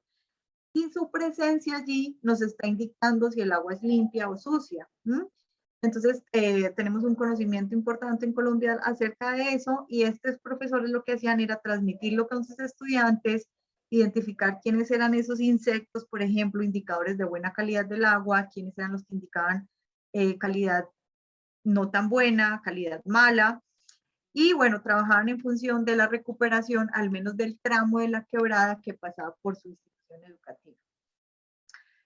Otras personas trabajaron la caracterización ambiental del territorio. Entonces miren cómo ya no pensamos en el territorio solamente como el lugar donde hay edificios, casas, donde hay pavimento, ¿cierto? Donde hay asfalto, sino que también lo pensamos desde un punto de vista ambiental, de quiénes son esos componentes de la naturaleza que hacen parte de la localidad donde yo vivo, del barrio donde yo vivo. Ah, pues resulta que es que aquí, nada más en el conjunto donde yo estoy, han sembrado 10 tipos de plantas. Ah, bueno, ¿y cuáles de esas plantas son nativas? ¿Cuáles son introducidas? ¿Cuáles tienen flores? ¿Cuáles tienen frutos? Llegan pajaritos, llegan loritos, hay mariposas, llegan abejas. ¿Qué hay? ¿Qué hay? ¿Verdad? Entonces los estudiantes en ese sentido empiezan a apreciar también más la naturaleza que incluso podemos encontrar en ciudades, ¿no? Aquí teníamos, de todos modos, se trabajaba el territorio desde la localidad, desde el barrio en la ciudad de Bogotá, pero también su conexión con el páramo. Entonces se hacían visitas al páramo, donde se analizaban las actividades antrópicas, las actividades que el hombre estaba realizando, y también cuál es la diferencia entre lugares donde hay actividad del hombre y donde no hay, ¿no? ¿Cuáles son esas diferencias en relación con la naturaleza? Y bueno, así se hacían varios encuentros, y también pues había un componente en la medida en que, por ejemplo, las instituciones educativas están más dotadas de laboratorios y herramientas para trabajar en laboratorio, pues se podían hacer, por ejemplo, trabajos más, de un poco más de investigación robusta, por así decir, ¿no? Entonces ellos podían trabajar en su laboratorio en temas del agua. Bueno, entonces más o menos entre el 2013 y 2019 se trabajaron los profesores que estaban vinculados a esta maestría, trabajaban en 16 colegios públicos de Bogotá y se logró trabajar aproximadamente con 6.000 niños. Luego, entre 2019 y 2021, también se empezó a implementar un programa con las empresas públicas de Cundinamarca que a mí me encanta, me pareció un programa lindísimo que se llama Los Protectores del Agua. Y allí lo que hicimos fue desarrollar con empresas públicas una serie de cartillas que empiezan desde la primera infancia, es decir, niños que están en preescolar. Luego teníamos una cartilla para niños de primaria, de primero a quinto, los de bachillerato, entonces trabajamos una cartilla para niños de sexto a noveno, otra para 10º y 11, pero también elaboramos otra para las comunidades. Esto está dirigido a comunidades rurales principalmente. Pero, ¿qué es lo bonito de este programa? Que nosotros, desde la universidad, existe el programa que se llama Formación a Formadores. Entonces, en cada municipio, se eligieron unos municipios y allí, en cada municipio, se eligieron a unos formadores. Entonces, estos formadores son personas, líderes comunitarios, personas de la comunidad interesadas en aprender más de educación ambiental, por ejemplo, técnicos egresados del SENA o de otras instituciones, jóvenes que han salido entonces de técnicos, ¿cierto? Diferentes personas interesadas en trabajar en unión con empresas públicas, de tal manera que en la Universidad Tadeo les dábamos como unos diplomados y también unas capacitaciones en temas de educación ambiental y en relación con estas cartillas que elaboramos. Y luego la idea era que ellos fueran a cada una de esas veredas, incluso pueblos en donde estaban estos grupos también elegidos para trabajar con los niños, los jóvenes y las comunidades. Entonces, esto tiene un impacto muy grande también a nivel de Cundinamarca, del departamento de Cundinamarca, y pues eso está terminando en este momento, pero es el inicio de algo que esperamos que sea más grande, que tenga mayor inversión y que podamos desarrollar más programas como estos, ¿no? Y luego, ¿qué viene? Pues nosotros a partir de estos antecedentes, entonces estamos trabajando un proyecto de educación ambiental con enfoque en el nexo agua, energía y alimento, pero enfocado en el ecosistema de Páramo. Entonces, este es un enfoque muy interesante porque lo que se trata es de trabajar precisamente, no el agua separada, ni la energía separada, ni los alimentos también por un lado separados, sino lograr integrar esos tres conceptos o componentes mejor. Y además nosotros le agregamos, pues, que va a ser en tema de páramo. Y a partir de ello, entonces realizar ejercicios de educación con las comunidades y con los niños. Esto lo estamos desarrollando en colaboración con la Universidad de Pensilvania de Estados Unidos. Vamos a ver, esperamos cómo nos va. Aquí he escrito algunos desafíos, hay muchísimos, pero yo quiero resaltar estos 4, ¿cierto? Primero es que necesitamos continuar incentivando las aptitudes y las actitudes en niños, en jóvenes y en adultos en pro de la naturaleza. No solamente viendo la naturaleza como un recurso, como lo que yo puedo tomar, ¿cierto? Sino también como la naturaleza per se, o sea, es como la veían nuestros abuelos, ¿no? Ellos identificaban que era necesario conservar las riberas de los ríos, porque esa vegetación estaba relacionada con la cantidad de agua también que ese río tenía, o porque allí también vivía tal animal y eran las historias que nos contaban acerca de esos animales, ¿cierto? Pero no solamente, claro, ellos también veían como un recurso, como qué puedo yo tomar del bosque, pero también es como que esa naturaleza la necesitamos allí porque hace parte de este paisaje grande en el que nosotros vivimos. Entonces, no solamente es pensarla como recurso, como los recursos naturales, que desde hace unos años se viene trabajando más, ¿cierto? La naturaleza tiene un espacio en el planeta, ¿no? Se me va la conexión. Esa naturaleza tiene un espacio en el planeta espacio que nosotros también debemos respetar y compartir. Seguir contribuyendo en el cambio cultural, ¿cierto? Entonces, pues nosotros actualmente a partir de la revolución industrial estamos sobre todo en una cultura de la economía, ¿no? Y que esa cultura de la economía nos ha llevado a la globalización, que tiene sus pros, pero también tiene sus contras, ¿cierto? Pero en esta cultura economicista también vemos que necesitamos retomar una cultura de pertenencia, ¿no? De compromiso. ¿Cuál es la pertenencia? Lo que yo les decía, como si yo no conozco la cuenca, pues no puedo proteger lo que no conozco, ¿verdad? ¿Cuál es el compromiso? ¿Cuál es mi compromiso como ciudadano, como persona, como un integrante más de la naturaleza? Entonces, ¿cuál es mi compromiso frente a esa naturaleza? Una cultura de resistencia, porque nosotros no solamente la especie humana, sino todas las especies en el planeta, vivimos en un planeta, en un ambiente que es agresivo, ¿no? Si ustedes recuerdan esos programas sobre la naturaleza que pasan, por ejemplo, en Discovery, en Animal Planet, que pasaban antes en Colombia en Naturalia, no sé, todos esos programas sobre la naturaleza, vemos esos videos de los animales, siempre están como atentos, ¿no? Atentos a que no los vayan a cazar, siempre están mirando para todo lado, están como nerviosos, ¿no? Y es porque precisamente el ambiente es agresivo, ¿no? Pero entonces necesitamos generar esa resistencia. Lo estamos viviendo en este momento todavía con la pandemia del COVID. ¿Cómo resisto yo? Y ahí viene el concepto de resiliencia también.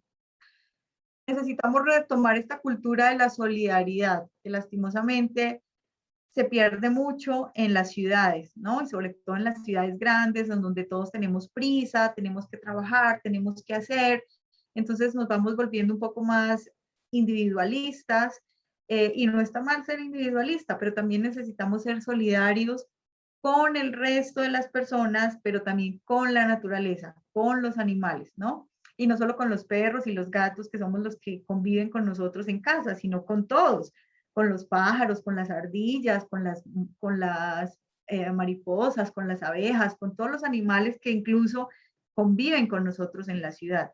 Es sentirnos más integrados a la naturaleza y no sentirnos como un individuo aparte de ella. Otro desafío es continuar en la construcción o en la reconstrucción de la identidad en torno a las cuencas hidrográficas, bueno, esto es un poco lo que vengo hablando, ¿no? Esa identidad de individuo frente a estos ecosistemas. Y pues integrar la educación ambiental en la elaboración de políticas públicas en relación con ambiente, salud, agricultura, ordenación territorial, entre otros. Que eso es a lo que actualmente de alguna manera se les llama gobernanza, ¿no? Y es muy interesante también ver cómo en Colombia estamos avanzando en temas de gobernanza. Cada vez se invita más a las comunidades rurales, a las comunidades locales a participar en temas de política pública. Y pues necesitamos, para poder participar en esas políticas públicas, intercambiar cada vez más conocimiento para tomar, en la medida de lo posible, mejores decisiones. Ya para empezar a cerrar, pues quería como ver lo que el COVID nos ha enseñado. Claro, cada uno de ustedes tiene una enseñanza muy particular sobre esta pandemia, pero a nivel general sobre la naturaleza, ¿qué nos ha enseñado el COVID? Entonces, el año pasado, por ejemplo, estábamos muy contentos viendo estas noticias de cómo los animales empezaban a salir a las ciudades, ¿no? Como no estaban los humanos deambulando con ruido, los carros no estaban emitiendo tantos gases, no había tanta alteración en los cuerpos hídricos, pues los animales se sentían más tranquilos. Y en esa tranquilidad empezaron a pasearse en las ciudades y pues los empezamos a ver, ¿no? Y también aquí en Colombia pasaba, por ejemplo, esta es una osa de anteojos que vimos este año en Chingaza con sus 2 crías, pero es que la carretera está aquí, o sea, nosotros pasamos al lado de ella. Y esto se lo debemos a la poca gente que empezó también a transitar, por ejemplo, en el páramo de Chingaza. Claro, hay mucha gente que ve los osos, los ve a distancia, o sobre todo las fotos que nos llegan, pues son de los residentes de esa zona, ¿cierto? Pero que yo, que soy una citadina, vaya un día al páramo y al costado de la carretera esté la osa con sus 2 crías, pues eso no pasa tan comúnmente. Entonces poderla ver es una alegría total. Incluso esto lo vimos en 2 meses seguidos, 2 visitas, y en la segunda vimos 2 osas, cada una con sus crías. Eso es maravilloso. También veíamos noticias muy interesantes de, por ejemplo, cómo ciudades grandes como Nueva York, la gente empezaba a irse de la ciudad, ¿no? También porque muchos en las ciudades grandes vivimos en apartamentos pequeños. Entonces, si teníamos la posibilidad de irnos a estar en un lugar más amplio o fuera de la ciudad, donde pudiéramos salir a caminar, porque allí también había restricciones para salir, pues la gente buscaba eso, buscaba salir. Entonces, cómo esas ciudades empezaron también a disminuir la población. Claro, eso tuvo unas consecuencias económicas que no vamos a tratar aquí, pero la gente empezó a buscar unas mejores condiciones de vida en relación con su casita, ¿no?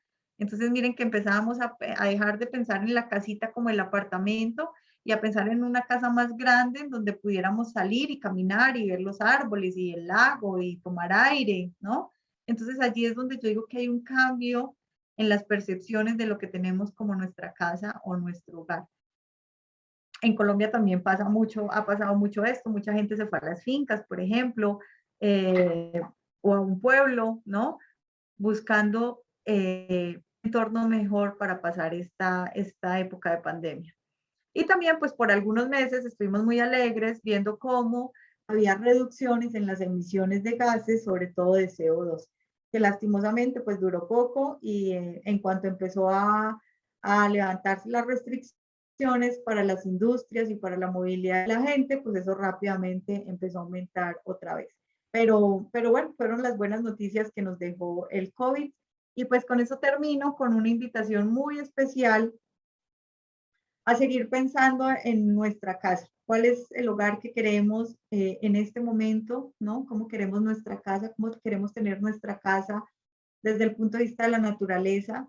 ¿Cómo queremos dejarle esta casa a nuestros hijos, a nuestros sobrinos, a las personas que vienen atrás? Si no tenemos niños en casa, pues vamos a tener mucha gente atrás, ¿verdad? Que está naciendo todos los días. Entonces, ¿cómo le vamos a dejar esa casa a estas personas? Y esa es la invitación particular que es tan bonita de la educación ambiental. Es como yo, como individuo, hago parte de un ecosistema y cómo también lo protejo, cómo interactúo con él, pero también cómo lo protejo y cómo soy solidaria con el resto de mi especie y el resto de las especies que también necesitan habitar en ese ecosistema o en esa casa. Y pues muchas gracias nuevamente por la atención y por esta invitación. Bueno, muy bien, doctora Magnolia, excelente, muy didáctica su ponencia, su presentación, y ha suscitado unos interrogantes en nuestras redes sociales. Pero le agradecemos, excelente esa exposición y esa ponencia. Doctora Magnolia, tenemos unas preguntas de nuestras redes sociales. Le voy a solicitar, pues, de pronto dos preguntas de redes sociales y una de nuestro amado público, querido público que nos acompaña aquí desde la Universidad Jorge Tadeo Lozano, en el auditorio de la biblioteca. Entonces, doctora, le voy a solicitar, por favor, la respuesta un poquito breve, si es tan amable, con todo respeto. Doctora, nos hace el señor Alex Becerra por Facebook la siguiente pregunta. ¿Cómo está Colombia en el aspecto ambiental con base a los objetivos de desarrollo sostenible? Bueno, los objetivos de desarrollo son muchos, ¿no? Tendríamos que hablar de cada uno y no nos da el tiempo, pero digamos que tenemos esperanza porque por parte del gobierno pues hay como una buena iniciativa de participación, tenemos buena colaboración internacional, pero lo más importante en ese caso entonces es que los dineros que lleguen de cooperación realmente sean efectivos en la toma de decisiones, pero también en la aplicación que se tiene que tener en el territorio para llegar a esos objetivos de desarrollo. Hay objetivos muy complicados como la pobreza, por ejemplo, ¿cierto? ¿Cómo combatimos la pobreza en Colombia? Ese es un objetivo que va a ser muy complicado de cumplir. pero tendríamos que revisarlo uno a uno. Hay unos que están mejor que otros, por así decir. Gracias, doctora. Y también desde nuestras redes sociales, Vladimir Pineda nos hace la siguiente pregunta. Doctora, ¿hemos avanzado en las políticas ambientales educativas desde lo gubernamental? Estamos avanzando, esa es la buena noticia. Estamos avanzando, el Ministerio de Ambiente está muy interesado en estos proyectos de educación ambiental, claramente el Ministerio de Educación. Y la idea de estos eventos precisamente es que podamos hacer más divulgación de lo que se hace, de las necesidades que tenemos y poder pues llegar a los tomadores de decisiones, sobre todo en temas de inversión, ¿no? Para que se invierta cada vez más en este tipo de iniciativas. Pero lo que yo veo es que los municipios, sobre todo, y ahí es donde está el punto principal, los municipios también están muy interesados en estos programas de educación ambiental. Entonces los municipios son los que pueden ejercer también mayor control y mayor, un poquito de presión, por así decir, en la inversión en estos temas. Muy bien, doctora, muchas gracias. Excelente. Tenemos también una pregunta de nuestro auditorio. Bueno, por favor, da su nombre y es tan amable, hace su pregunta. Hola, muy buenos días. Mi nombre es Carlos Pérez. Yo soy periodista ambiental de un medio independiente. Quería preguntarle que anteriormente el gobierno nacional, encabezado por Iván Duque, estuvo en la conferencia de la COP26 y quería saber en qué trato llegó el país, Colombia, con respecto a los recursos hídricos, las cuencas, los páramos en esa conferencia que fue hace poco. Sí, Carlos. Bueno, muchas gracias por tu pregunta. Bueno, allí hay unos temas importantes. Por ejemplo, en Colombia hace unos años se empezó a declarar los ríos como objeto de conservación, pero desde un punto de vista político, un objeto con derechos.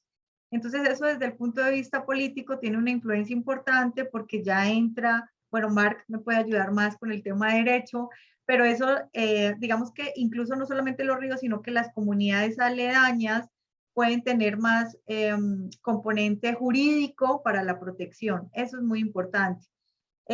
También él habló mucho de la deforestación. Ese es un tema muy delicado porque actualmente sabemos que la deforestación también está asociada al narcotráfico en nuestro país y pues ahí es donde el gobierno tiene que hacer un frente muy importante, el próximo gobierno incluso también, de qué es lo que van a hacer, cómo van a enfrentar, por ejemplo, estos procesos de deforestación. Y creo que los próximos candidatos, tanto a presidencia, alcaldías y demás, el componente ambiental vamos a ponerle mucha atención, pero ellos también van a tener que tener propuestas muy buenas y eso esperamos, ¿no? Que tengan propuestas muy buenas, que no se queden solamente en las propuestas, sino que realmente sean ejecutables. Pero el tema de la deforestación fue un tema muy importante en la COP. Y al final también hubo una interacción muy importante con otros, no solamente políticos, sino también pensadores que fueron invitados a la COP, en la que se hablaba de cómo hay que integrar estas iniciativas ambientales con las comunidades locales, que también hay una intención en el gobierno que se está tratando de hacer en algunas localidades, pero que necesitamos que se amplíe, ¿no? Es como las comunidades empiezan a tener un rol más protagónico en esos programas a nivel institucional. Muy bien, doctora. Excelente su participación. Le agradecemos que nos haya acompañado en este tercer día de nuestro Congreso Internacional de Páramos Fuente de Vida. Muchas gracias, doctora. Bueno, saludos a todos. Muy bien. Bueno, muy bien. Vamos a hacer una pequeña pausita y ya regresamos con nuestro próximo ponente.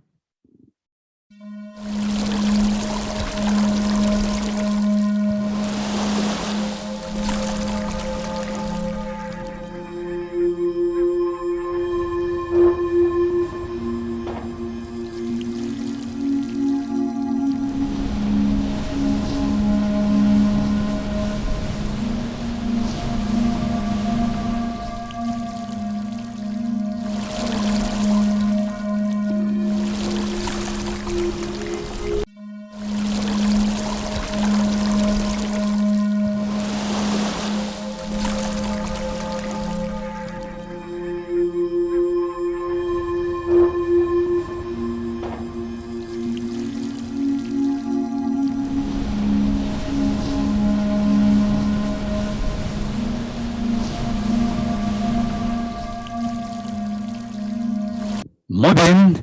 Bueno, seguimos en desarrollo de nuestro Congreso Internacional. Gracias a todos los que nos están viendo por las redes sociales. Excelentes preguntas. Se las vamos a contestar posteriormente porque nos han llegado bastantes, ingeniero.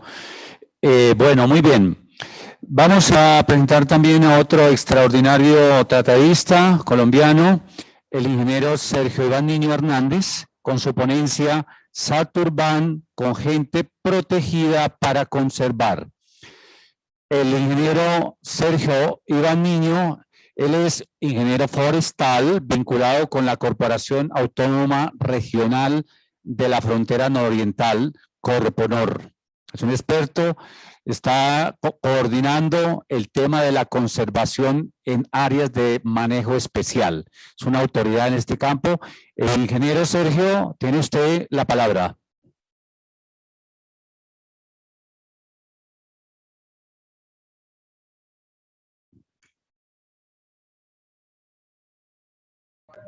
Buen día.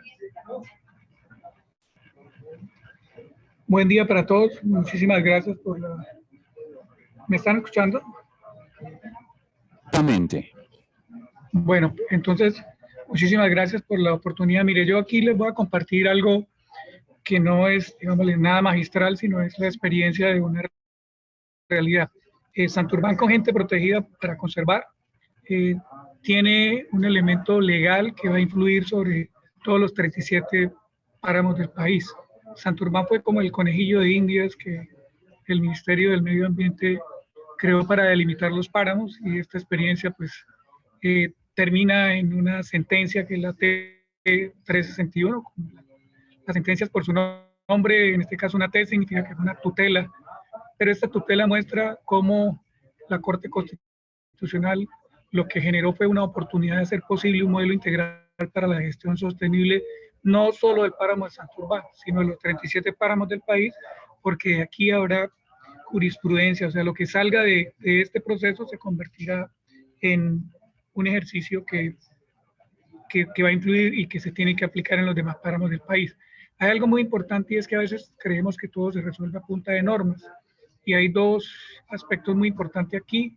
El Inorostro, que en el 2009, afortunadamente ya nos abandonó, ella, frente a los recursos comunes, ¿cierto? Una teoría que tenía Garrett Hardin de que los recursos comunes están destinados a acabarse, a perecer, a perderse, porque el bien común, el bien particular prima sobre el bien común.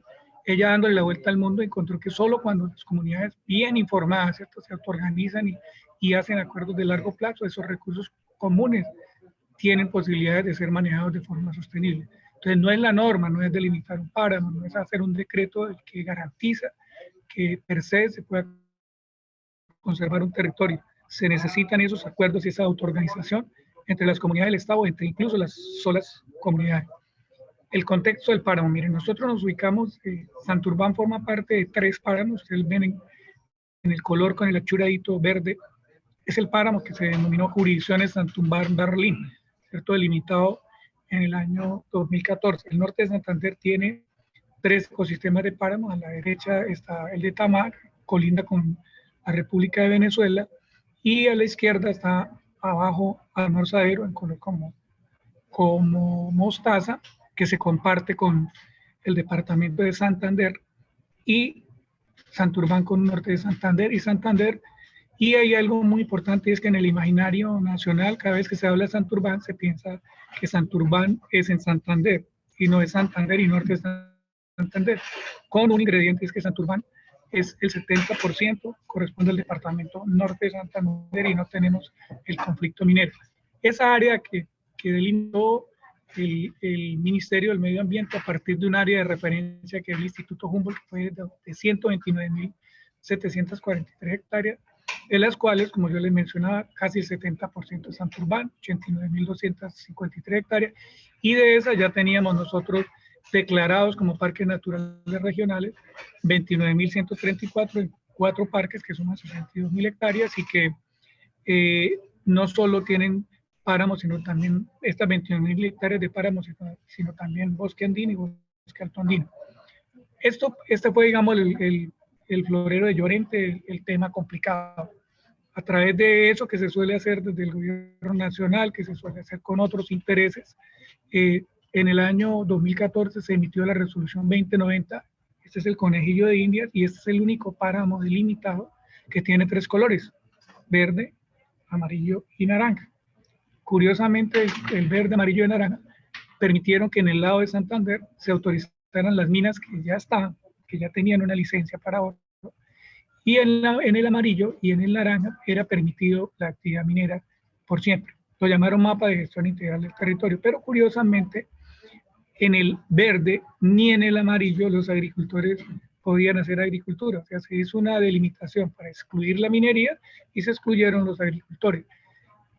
De ese páramo, entonces dijeron que únicamente páramo era lo verde, 72.000 hectáreas, pero en esa zona que ocupa 20 municipios del departamento de Santander, pues cuando usted le pone el mapa predial hay 2.700 predios y en toda el área solo verde hay 2.428 predios. Entonces, esa comunidad de norte de Santander de 20 municipios, en ese momento que salió la 2090, prohibía la actividad agropecuaria y daba un proceso transicional para hacer la reconversión. Entonces, nos generaba un conflicto social de magnitud enorme.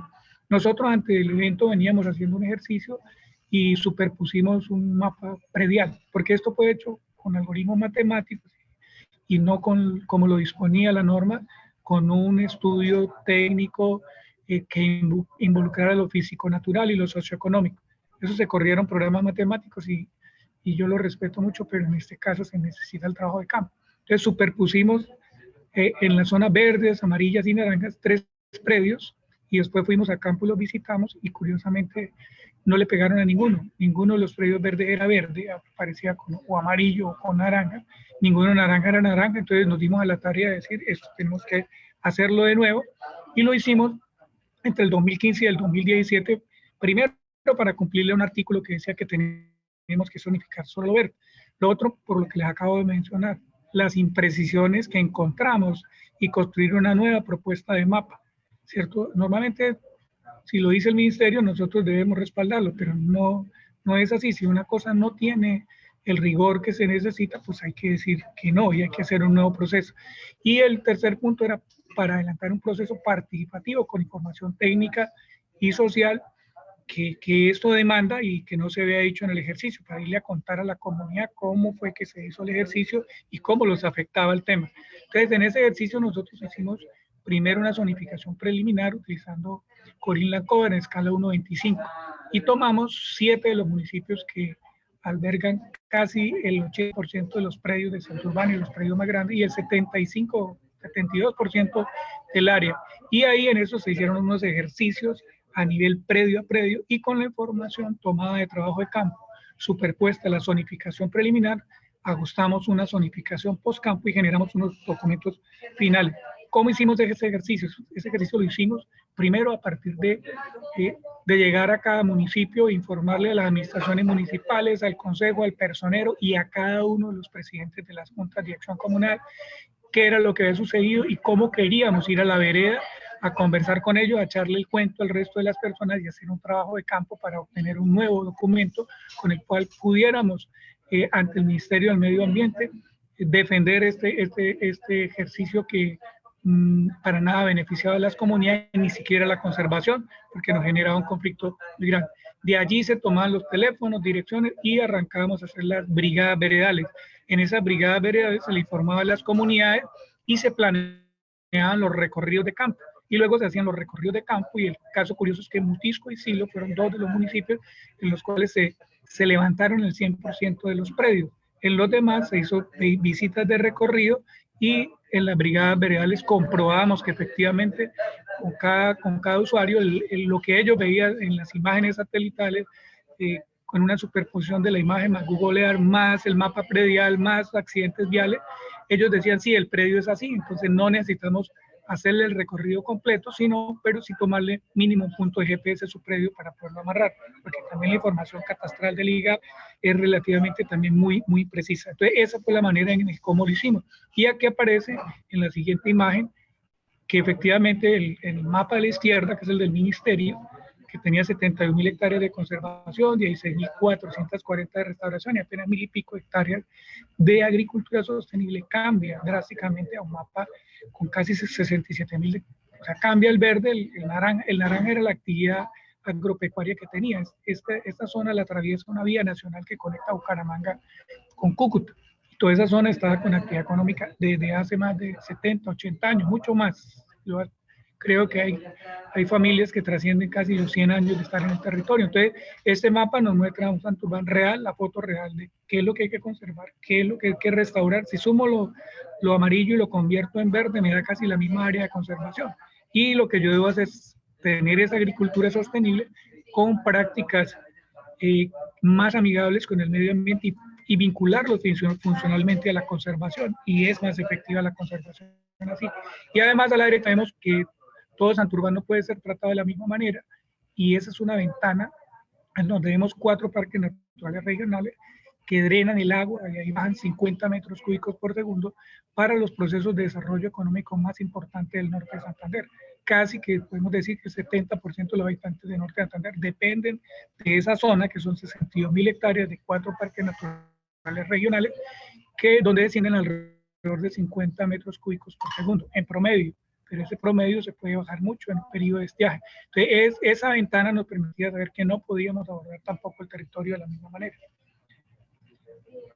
En ese ejercicio de discusiones aparece la sentencia T361, en donde dice que el Ministerio vulneró el derecho a la participación, y esa sentencia resuelve sin dejar sin efecto la resolución, y le dice al Ministerio: haga una nueva resolución, pero me la hace sobre estos elementos.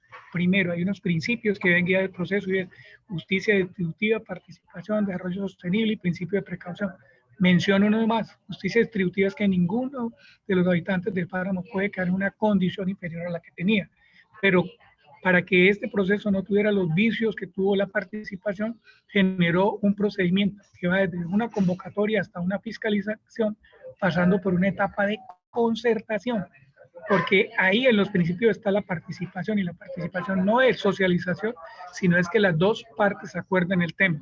Aquí hay una cosa para decir, y es que la sentencia, ¿cierto?, como es una tutela, el que pone las condiciones es la comunidad. Por eso hay gran oportunidad, porque la Corte lo que descubre, por eso lo vemos en la siguiente, es que el Estado había abandonado completamente las zonas de páramo, y no le dice: no, solo no me haga el proceso, o sea, que usted vulneró el proceso de la participación, sino que además hágame un nuevo límite no inferior en protección, diséñeme programas de reconversión y sustitución de la actividad productiva, créeme un mecanismo de fiscalización de la gestión de la resolución para que no se quede en un discurso de reina de belleza, ¿cierto? Dígame qué se va a hacer en esos espacios más estratégicos para la provisión del recurso hídrico. Dígame cómo se crea una coordinación para que esto no quede al garete. Y el sexto punto muy importante: dígame dónde va a salir la plata, cómo va a ser el modelo de financiación. Entonces, por eso se convierte en un modelo de gestión integral del territorio muy interesante, y en donde la condición la debe poner la comunidad, pero no para el ministerio, sino para toda la institucionalidad del SINA que no opera en los páramos. Está departamentos, municipios, Ministerio de Agricultura, Ministerio de Minas, en fin, la policía, el ejército, toda la institucionalidad que la ley 99 determina y que no opera en realidad la mayor parte de la acción ambiental en Colombia. Todo el mundo cree que la responsabilidad es únicamente de las corporaciones autónomas regionales o el Ministerio y Parques Nacionales. Entonces, sobre ese elemento volvimos a conversar con las comunidades por estos ejercicios, y se construyeron las propuestas para una concertación que permitirían que se haga ese modelo de gestión sostenible para el agua, ¿cierto?, especialmente para el agua, pero también para la diversidad biológica y cultural en Santurbán. Y eso nos dio incluso el nuevo mapa. El nuevo mapa que ustedes ven ahí en el centro, ¿cierto?, es la nueva propuesta de ese límite que debía tener, y no es el límite del páramo, sino es un mapa de gestión integral del territorio. El páramo no puede ser una isla de conservación, está conectado con el bosque alto andino y también con el andino, y con una serie de corredores biológicos que nos demuestran que quizás el manejo no es no es un manejo compartimentado, sino debería ser el manejo completo de la cuenca hidrográfica, como lo establece la norma. Entonces, eso ya nos da un nuevo mapa en donde la propuesta que hicimos con las comunidades nos da no 89.000, sino 122.492 hectáreas, con una zona verde que involucra casi 70.000 hectáreas de páramo más bosque alto andino, una zona de restauración que sí de verdad parió de conservación, y nuevamente se mantienen las actividades de agricultura sostenible que deben ser reconvertidas a procesos mucho más amigables y a vincular a estas personas en los procesos de conservación. Segundo, aparecen los programas de reconversión y sustitución. Usted no puede reconvertir y sustituir lo que no conoce. Entonces, lo primero que planteamos es una hoja de ruta, una vez el ejercicio, en donde nuevamente se le socialice a la gente la delimitación, tenga su mapa de concertación predial, caracterice su sistema productivo y qué impacto generan, y a partir de ahí definan alternativas y se llegue a un plan de acción con compromisos institucionales y con una presupuestación mínima en un horizonte de 20 años que permita que las acciones y las inversiones se hagan de manera sostenible y tengamos a la vuelta de 15, 20 años una agricultura muchísimo más amigable y la gente vinculada al tema. No puedo proponer ahora cuando ni siquiera conozco quiénes viven allí, como fue lo que se hizo del ministerio, a diferencia de lo que nosotros construimos con las propias comunidades. El tercer tema, es cómo se va a fiscalizar el tema. Para eso se elaboró una matriz de todas las obligaciones que tienen legales las instituciones y deberes en la gestión del páramo. Sobre esa matriz se va a ejercer la fiscalización más lo que se acuerde en la etapa de concertación. Y esa fiscalización se debe hacer desde las veedurías locales en el municipio conformadas por las juntas de acción comunal con el respaldo y orientación de las personerías y las emisoras comunitarias para estar divulgando siempre en qué va el proceso y poder poner alertas cuando el Estado deje de cumplir lo que tiene que cumplir. Y representantes de esas veedurías locales conformarían una veeduría regional con representantes de cada uno de los municipios, pero también la Procuraduría, la Contraloría, la Defensoría del Pueblo y los medios de comunicación nuevamente ya en una escala más masiva. El elemento número 4 es qué vamos a hacer en las zonas claves para el recurso hídrico. Yo les hablaba de la zona clave que está en la parte superior a la izquierda, y lo que se proponen básicamente son 4 líneas de acción. Primero, la conservación de esas áreas estratégicas para el recurso hídrico a través de la compra de predios, el pago por servicios ambientales, el tema del manejo de las zonas de amortiguación y la administración de esos territorios que están al garete. Yo trabajo, tenemos los 4 parques, pero no tenemos el personal, no tenemos los recursos suficientes para el tema, y no es solo la corporación, es los demás actores del sistema nacional, el municipio, el departamento, en fin, como lo señala la sentencia. La segunda línea es una gestión del conocimiento del recurso hídrico. ¿Qué está pasando y qué va a pasar con cambio climático en cuanto a la afectación de esos servicios ecosistémicos, ¿cierto? El otro tema es la administración del recurso hídrico. Es clave no seguir dando concesiones de agua sin entrar a hacer el tema de reglamentación de corrientes y poder que desde lo social se creen juntas administradoras de agua para que se hagan responsables, porque el agua finalmente no son para las instituciones, sino para las comunidades. Y finalmente un ejercicio de valoración económica que nos permita crear, por ejemplo, bonos de agua, así como existen el tema de carbón, para que las personas que son beneficiarias del recurso hídrico puedan hacer inversiones que se puedan dirigir hacia la conservación. El quinto punto es cómo se hace una coordinación permanente del tema. Entonces se plantea que si ya existe un SINA reflejado en los consejos directivos de las corporaciones autónomas regionales, a partir de la concertación se pueden crear un consejo directivo ampliado y nuevamente se le da una instancia de participación a lo local, porque tenemos que partir desde lo veredal a llegar. Y finalmente el modelo de financiación. El modelo de financiación plantea... Ingeniero Sergio. Sí. No, interesantísimo su exposición. Excelente. Ingeniero, se nos está agotando un poquito el tiempo. Termino ahí. Redondear y más bien lo vamos a invitar a la próxima, porque eso me parece excelente su planteamiento. Sí, termino. Y finalmente hay un modelo de financiación planteado para el territorio con el que se espera el tema. Listo. Sí, señor. Adelante, sí, ya terminó. Bueno. Bueno, sí, ingeniero, le agradecemos su ponencia, excelente. Mira, nos hemos enterado de cosas impresionantes aquí en la sala. La gente se está pues hablando, dialogando sobre su tema. Y en las redes sociales también. Bueno, ingeniero, muchas gracias por su presencia, por hacer parte de este Congreso Internacional de Páramos. Ha sido pues un honor tenerlo acá con su experiencia y su trayectoria. Muchas gracias. Con mucho gusto, mucho gusto. Bueno, muy bien. Entonces Un saludo vamos para todos. a cerrar nuestro tercer día de Congreso Internacional de Páramos. Ya regresamos.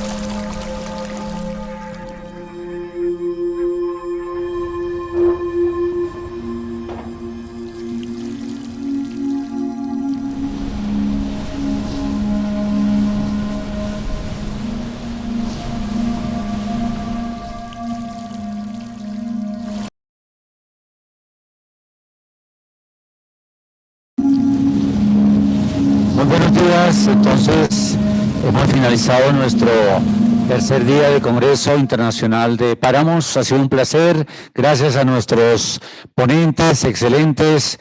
Hemos observado de gran calidad sus argumentos y sus ponencias. Entonces, les agradecemos a todos los que se conectaron por las redes sociales, por Facebook, por YouTube y por el Zoom. Los vamos a invitar el próximo 7 de diciembre a nuestra visita de campo a uno de los más importantes páramos de Colombia, aquí cerca de Bogotá. Un placer. Les saluda Marc Gómez de la GWP en Colombia. Muchas gracias.